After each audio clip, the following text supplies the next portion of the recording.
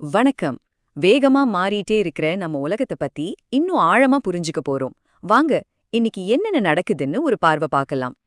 சரி, நாம இன்னைக்கு ஒரு 5 முக்கியமான விஷயங்கள பத்தி பேச போறோம். இது நம்ம பூமி இன்னைக்கு என்ன நிலைமையில இருக்குன்னு நமக்கு தெளிவா காட்டும். முதல்ல பெண்களோட உரிமைகள் பத்தி பேசலாம். இதுக்காக ஒரு பெரிய உலகளாவிய ஒப்பந்தம் வந்து கிட்டத்தட்ட 30 வருஷம் ஆச்சு. இப்போ நாம எங்க நிக்கிறோம்னு பாப்போமா? இந்த 20% சுல்லா ஒரு நம்பர் இல்ல. உலக அளவுல ஒரே வேலைக்கு ஆண்களை விட பெண்களுக்கு சம்பளம் கம்மியா இருக்குன்ற நிதர்சனத்தை இது காட்டுது. ஏன் இந்த பொருளாதார ஏற்றத்தாழ்வு இன்னமும் இவ்வளவு ஆழமா இருக்குன்னு இதை நம்மள யோசிக்க வைக்குது. இப்ப இங்க பாருங்க, இது ஒரு 2 பக்க கத்தி மாதிரி. ஒரு பக்கம் சட்ட ரீதியா நிறைய நல்ல விஷயங்கள் நடந்திருக்கு. ஆனா இன்னொரு பக்கம் நிஜமான அதிகாரம், பாதுகாப்பு, அப்புறம் பண ஒதுக்கீடுன்னு வரும்போது பெண்கள் இன்னும் ரொம்ப பின்தங்கி தான் இருக்காங்க. அப்போ இதுலேருந்து என்ன தெரியுது? முன்னேறணும்னா பல வழிகள்ல முயற்சி எடுக்கணும். சட்டத்தை சரியா செயல்படுத்துறதுலேருந்து பெண்கள் தலைமை தாங்குற புது தீர்வுகளுக்கு பணம் ஒதுக்குற வரைக்கும் எல்லாமே ஒன்னு சேர்ந்து நடந்தாதான் உண்டு. சமூகத்துல நடக்கிற எந்த போராட்டங்கள் நாம எப்படி யோசிக்கிறோம், நம்மளை யார் ஆள்றாங்கன்றதையும் பாதிக்குது.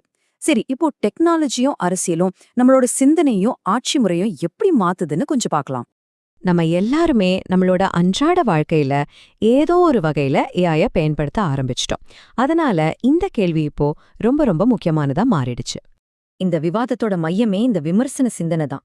அதாவது, ஒரு விஷயத்த அப்படியே ஏத்துக்காம அது ஏன், எதுக்குன்னு கேள்வி கேட்டு அலசி ஆராயிருது.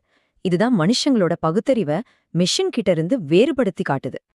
இதுதான் அந்த அடிப்படை வித்தியாசத்தை ரொம்ப அழகா விளக்குது.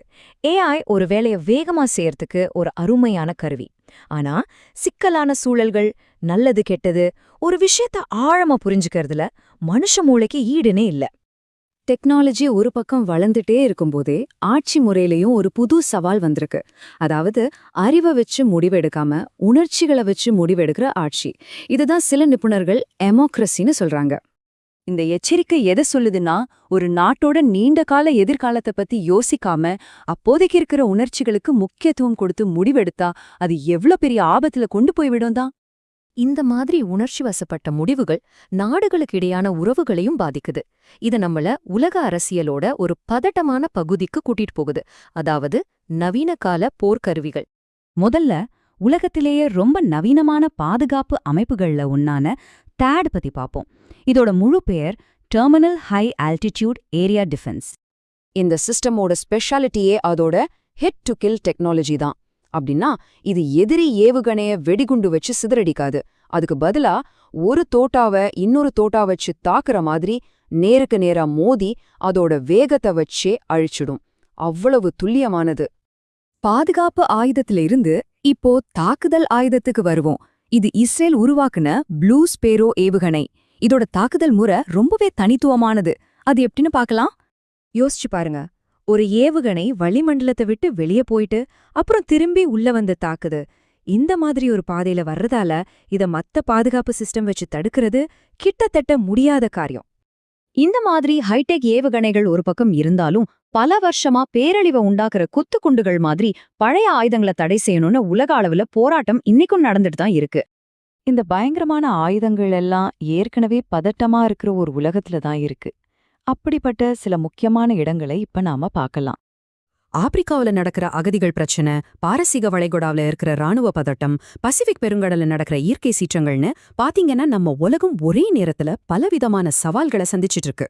இவ்ளோ மோதல்கள், இவ்ளோ நெருக்கடிகள், இது எல்லாத்துக்கும் நடுவுல இயற்கை கிட்ட இருந்து நம்ம கத்துக்க வேண்டிய பாடங்கள் நிறைய இருக்கு. எப்படி மீண்டு வர்றது, புதுசா என்ன கண்டுபிடிக்கலான்னு சில நல்ல விஷயங்களையும் இப்ப பாப்போம். விஞ்ஞானிகள் ரொம்ப செல்லமா கோனந்த பாக்டீரியம்னு கூப்பிடுற ஒரு சின்ன நுண்ணுயிரி இருக்கு. அதோட திறமைகளை கேட்டா நீங்க அசந்து போயிடுவீங்க. இந்த சின்னஞ்சிறு பாக்டீரியா நமக்கு ஒரு பெரிய விஷயத்த கத்துக் கொடுக்குது. உயிர் வாழ்றதுக்கு சாத்தியமே இல்லைன்னு நம்ம நினைக்கிற சூழல்ல கூட உயிர் பிழைச்சு வாழ முடியும்னு இது காட்டுது. இந்த மீண்டு வர்ற தன்மை வெறும் நுண்ணுயிரிகள் கிட்ட மட்டும் இல்ல. ஆஸ்திரேலியால கோலாக்கரடிகளோட எண்ணிக்கை அதிகமாகுது. நம்ம நாட்டுல கங்கை நதியை சுத்தம் பண்ற முயற்சிகள் வேகம் எடுக்குது.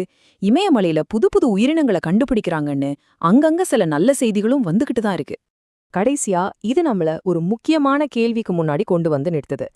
இவ்ளோ வேகமா வளர தொழில்நுட்பம், இவ்ளோ பதட்டங்கள், இதுக்கு நடுவுல நம்மளோட சக்தியும் நேலத்தையும் நம்ம எதுல செலவழிக்கணும்? நம்மள பாதுகாத்துக்க இன்னும் பெரிய ஆயுதங்களை உருவாக்குறது இல்லையா? இல்ல நம்ம சமூகத்தையும் இந்த பூமியும் சரி செய்யற அந்த மீள்திறனை வளர்க்கறது இல்லையா? இதுதான் நாம எடுக்க வேண்டிய மிக முக்கியமான முடிவா இருக்கலாம்.